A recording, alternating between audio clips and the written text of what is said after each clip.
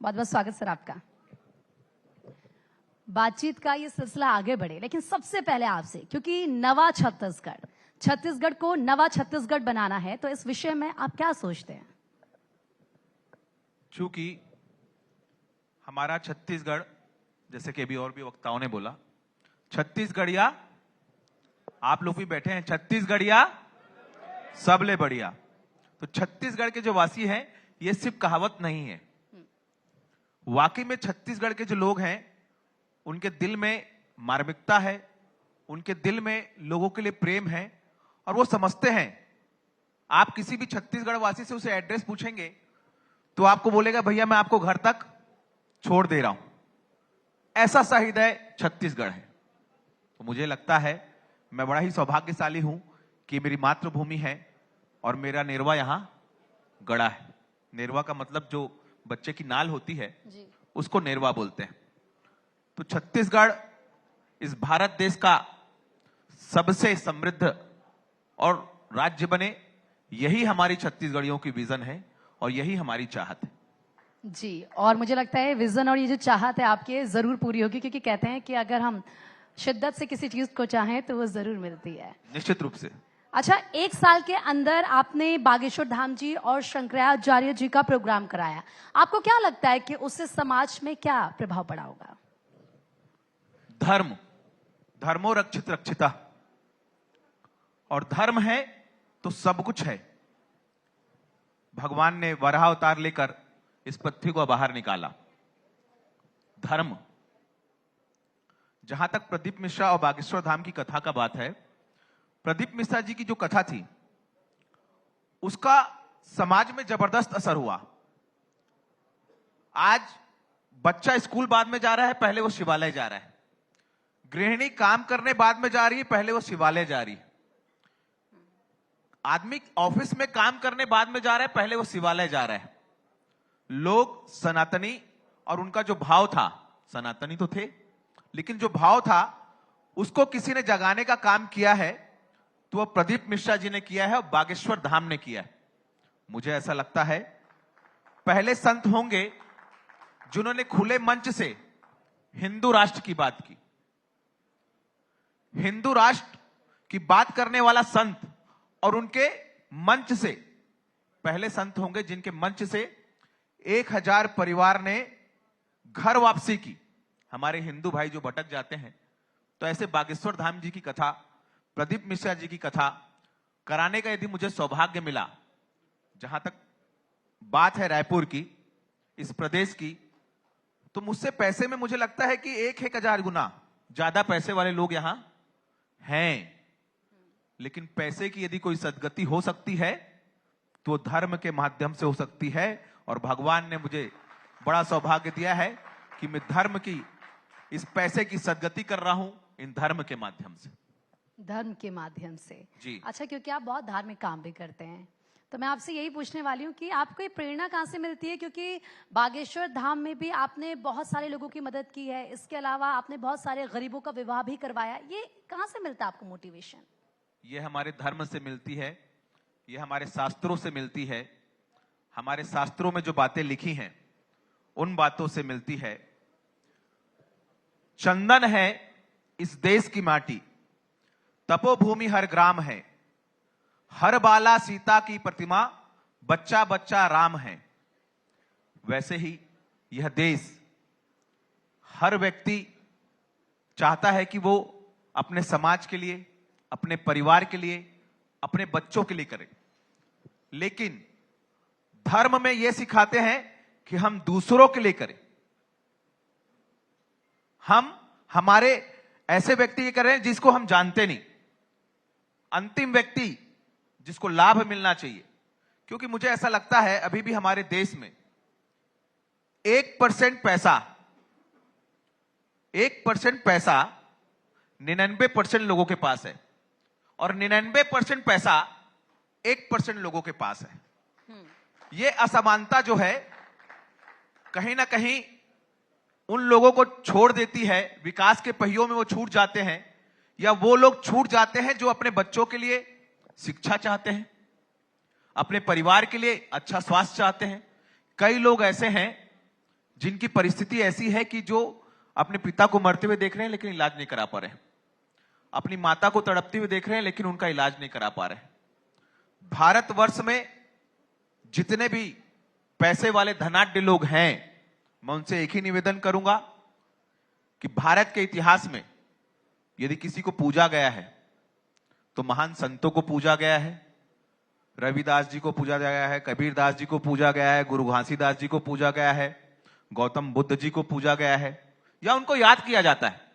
5000 साल पुराने किसी भी संत का नाम आपसे पूछूंगा तो आप बता सकते हैं, लेकिन मुझे ऐसा लगता है कि 5000 नहीं, 100 साल 200 साल पुराने पैसे वाले का नाम पूछूंगा तो आप नहीं बता पाएंगे। तो पैसे से आदमी को याद नहीं किया जाता, उसके कर्मों से आदमी को याद किया जाता है।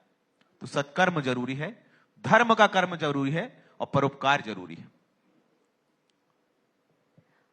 और ये जो कार्य है ये आप करते ही रहते हैं, क्योंकि अगर आपकी बात की जाए तो आप प्रकृति प्रेमी भी हैं, आप सनातन धर्मी भी हैं। तो ऐसे में मैं आपसे ये जानना चाहूंगी कि भारत की ग्रोथ और सनातन धर्म में वृद्धि को आप कैसे साथ साथ देखते हैं? मुमकिन है? बिना सनातन के, बिना धर्म के भारत की कल्पना भी नहीं की जा सकती। भारतवर्ष सनातनियों का देश है। सनातन धर्म और संस्कृति, हमारे घर में कोई मेहमान आता है तो हम उसके पैर छूते हैं, हम अपने माता पिता के पैर छूते हैं। हमारे धर्म में है कि हम एक शादी करते हैं और उसी के साथ जीवन भर रहते हैं। हमारे धर्म में है कि हम पहला निवाला निकालते हैं तो किसी और के लिए निकालते हैं। हम गौग्रास निकालते हैं, हम हमारे स्वान के लिए निकालते हैं। पहली फसल जब आती है तो 4 दाना हम धरती मां के लिए निकालते हैं। हमारे धर्म में दूसरे के लिए करना यह सबसे प्रमुख है। मुझे नहीं लगता कि विश्व में कोई दूसरा धर्म कहलाता ही नहीं, धर्म सिर्फ एक है, वो है सनातन हिंदू धर्म। बाकी सब विचारधाराएं हैं, व्यक्ति के पीछे विचारधारा चलती है। यीशु मसीह जी हुए व्यक्ति थे, पैगंबर मोहम्मद अकबर हुए वो भी व्यक्ति थे, लेकिन हमारा धर्म ऐसा धर्म है जो व्यक्तियों पे भरोसा नहीं करता, वो साक्षात शिव पे भरोसा करता है जिन्होंने अवतार लिए। तो अवतार लेना और मनुष्य का जन्म लेना, इन दोनों चीजों में बहुत फर्क है। और मुझे लगता है कि आप जब ऐसी बातें करते हैं तभी जो छत्तीसगढ़ का युवा है वो आपसे बहुत ज्यादा इंस्पायर भी होता है। जो भी बात निकले दिल से निकले, वो दिल से निकले। दिमाग का यहाँ पर कोई रोल है ही नहीं, और शायद इसीलिए दिल से निकली हुई बात दिल तक जाती है। दिल तक जाती है निश्चित रूप से। क्योंकि देखिए जो छत्तीसगढ़ का यूथ है वो आपको यूथ आइकॉन के तौर पर देखता है, आपसे बहुत ज्यादा इंस्पायर भी होता है। तो ऐसे में आप भारत 24 के इस मंच से क्या मैसेज देना चाहेंगे उस यूथ को? भारत 24 का जो एक मंच है, इससे पहले भी मैं आपके कनक्लेव में दिल्ली में शामिल हुआ था, एमजे जी, जगदीश चंद्रा जी सभी वहां उपस्थित थे। उस time vision of new India था, टैगलाइन है हमारी, है ना। और आज जो है वो विजन ऑफ छत्तीसगढ़ है। तो ये हमारा गढ़ है और हम यहाँ के क्या बोले उनको हम यहाँ के शेर तो नहीं बोल सकते, हाँ, लेकिन सनातनी है। निश्चित रूप से आपका यहाँ आना, हम आपका स्वागत करते हैं, पूरी भारत 24 टीम का स्वागत करते हैं, शर्मा जी का स्वागत करते हैं। आप निश्चित रूप से समाज में ऐसे लोगों को ऊपर लाना चाहते हैं जो समाज में अच्छा कार्य कर रहे हैं, और ऐसा करने से अगर मुझे लोग देख रहे हैं, निश्चित रूप से उनके दिमाग में असर हो रहा है कि भैया हम भी इस प्लेटफॉर्म पे जाएं। इतने सारे राष्ट्रीय चैनल हैं, उसमें एक भारत 24 ऐसा चैनल है जो कि ऐसे लोगों को प्लेटफॉर्म दे रहा है जो समाज में रहकर समाज के लिए अच्छा काम कर रहा है। तो निश्चित रूप से भारत 24 ऐसे कनक्लेव पूरे देश में करे और लगातार आपका कनक्लेव चले। और जो आपका कॉन्सेप्ट है कि अच्छे लोग समाज के, और जो इंटरव्यू आप लेते हैं एमजे जी का जो मैं देखता हूं वो बहुत पसंद आता है, 1 साल हुआ है वह, और भी जैसे जो शो चल रहे हैं लगातार 20 सालों से 27 सालों से और भी शो चल रहे हैं, वैसा ही आने वाले 10-20 साल में हम एमजे जी को देखें, ऐसा मेरा भगवान से कामना है। बिल्कुल, बहुत बहुत शुक्रिया। और जाहिर सी बात है, आगे भारत 24 जिस तरीके से बढ़ रहा है, मुझे लगता है पूरे देश भर में तमाम इवेंट्स हम कर भी रहे हैं और इस तरीके के कार्यक्रम आगे भी करेंगे। अच्छा बसंत जी, क्योंकि आपको श्रीमद् भगवद गीता और रामायण का ज्ञान प्राप्त है, तो कोई चौपाई आप सुनाइए जरा। आवत ही हरसे नहीं, नैनन नहीं स्नेह। आवत ही हरसे नहीं, नैनन नहीं स्नेह। तुलसी तहा न जाइए, कंचन बरसे में। इसका अर्थ यह है कि व्यक्ति, यदि कोई मेहमान हमारे घर आता है, तो हमारे हिंदुओं का, सनातनियों का स्वभाव है कि हम भयंकर खुश होते हैं, इतनी आवा भगत करते हैं कि वो बार बार हमारे यहां आए। लेकिन यही अपन वेस्टर्न में जाएं तो लोग बोलते हैं कौन आ गया, हमारा ये तकलीफ हो गई, हम अब कैसे अपने रूटीन को करेंगे, हमारा रूटीन डिस्टर्ब हो गया। ये दूसरे का विचार और ये हमारा विचार। आवत ही हर्षे नहीं, नैनन नहीं स्नेह। नैन में जैसे ही आप देखेंगे, यदि किसी के लिए आपके प्रति प्रेम है तो उसके आंखों से आपको समझ आ जाएगा कि वाकई में इनके भाव क्या हैं। तुलसी तहा ना जाइए, कंचन बरसे। कंचन का मतलब होता है सोना। कंचन बरसे में, सोना भी बरसता हो तो आपको ऐसे घर में नहीं जाना है जहां आपको देखकर वो घर वाला प्रसन्न ना हो। वाह। तो उसी घर पे जाना जहां आपको प्रेम मिले, भले वो गरीब का घर हो, आपको रूखी सूखी रोटी खिलाए, लेकिन जाना उसी के यहां चाहिए जो आपको प्रेम से खिलाए। 56 भोग खिलाए लेकिन उसके मन में प्रेम है, उसे घर जाने की जरूरत नहीं है। बिल्कुल सही बोला आपने। और ये तो हमारे और ये बात तो क्योंकि जो हमारे माता पिता हैं वो भी हमें बचपन से सिखाते हुए आए हैं, और मुझे लगता है इसको हर कोई दिल से मानता भी है और देखता भी है जी। अच्छा, क्योंकि आपका एक स्कूल भी है, माँ भारती विद्यालय, जिसमें आप 1000 निर्धन बच्चों को फ्री एजुकेशन देते हैं। जरा उसके बारे में बताएं, कैसा लगता है जब ऐसे काम आप करते हैं? चूंकि मेरी शिक्षा बाल्यकाल से स्वयंसेवक रहा हूं मैं। नमस्ते सदा वत्सले मातृभूमि, त्वया हिंद भूमि सुखम वर्जितो हम। महामंगले पुण्य भूमे त्वदर्थे, पतत्वे सिखायो नमस्ते नमस्ते। इसका मतलब यह है, नमस्ते सदा वत्सले मातृभूमि, ऐसी मातृभूमि जो सभी को वात्सल्य देती है, हमारी भारत मां के लिए बना है। नमस्ते सदा वत्सले मातृभूमि, त्वया हिंद भूमि सुखम वर्जितो हम, ऐसी भूमि जो सभी को सुख देती है। महामंगले, ऐसे ऐसे मंगल कार्य हुए इस पुण्य भूमि में। महामंगले पुण्य भूमि त्वदर्थे, पतत्वे सिखायो नमस्ते नमस्ते। मेरा सौभाग्य है कि मैं इस मातृभूमि में जन्म लिया हूं, और स्कूल की जहां तक बात है, यही शिक्षा मैं स्कूल में देना चाहता हूं। प्रदेश का पहला स्कूल है जो बच्चा आपसे मिलेगा तो हर हर महादेव बोलेगा, गुड मॉर्निंग गुड इवनिंग नहीं बोलता मेरे यहां का बच्चा। वाह। मिलेगा हर हर महादेव बोलेगा। प्रदेश का पहला स्कूल है जो आप देख सकते हैं शिक्षक क्या पढ़ा रहा है और बच्चा क्या पढ़ रहा है। मेरे ख्याल से देश का पहला होगा। किसी भी वक्त आप देख सकते हैं कि आपका बच्चा क्या पढ़ रहा है और उसको शिक्षक क्या पढ़ा रहा है। बच्चा सवेरे उठे तो माता पिता के पैर छुए, और रात को सोए तो ब्रश करके सोए, यहां तक के संस्कार सिखाए जाते हैं।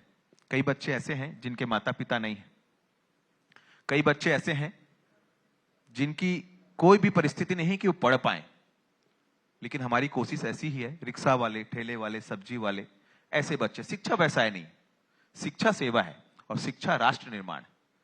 हम यदि कुछ करते हैं शिक्षा के माध्यम से करते हैं, तो वो स्कूल मेरी एक शाखा है जहां मैं अपने स्वयंसेवकों को कुछ सिखाना चाहता हूं इस देश के प्रति, क्योंकि इंग्लिश एक लैंग्वेज मात्र है। अगर आप इंग्लिश सीखना चाहें या बच्चों को सिखाना चाहें तो मुझे लगता है कि 2 महीने की लैंग्वेज है इंग्लिश, लेकिन उसके चलते हम फिजिक्स, उसके चलते हम केमिस्ट्री, उसके चलते हम मैथ्स, इन सबको दरकिनार कर देते हैं। हमारे यहां इंग्लिश सिखाई जाती है, लेकिन साथ में जो सबसे जरूरी सब्जेक्ट्स हैं वो सिखाए जाते हैं। तो कभी समय मिले तो भारत 24 की टीम वहां आए तो मुझे बड़ा ही हर्ष होगा। बिल्कुल, जब समय लगेगा तो हम जरूर वहां आएंगे। लेकिन मुझे एक बात बताइए, जब आप उन बच्चों से मिलते हैं तो वो क्या कहते हैं आपसे? इतने खुश हो जाते हैं वो, क्योंकि उन्हें एक ऐसा अभिभावक मिला है मेरे स्वरूप में कि मैं उनसे बात करता हूं कि तुमको क्या चाहिए।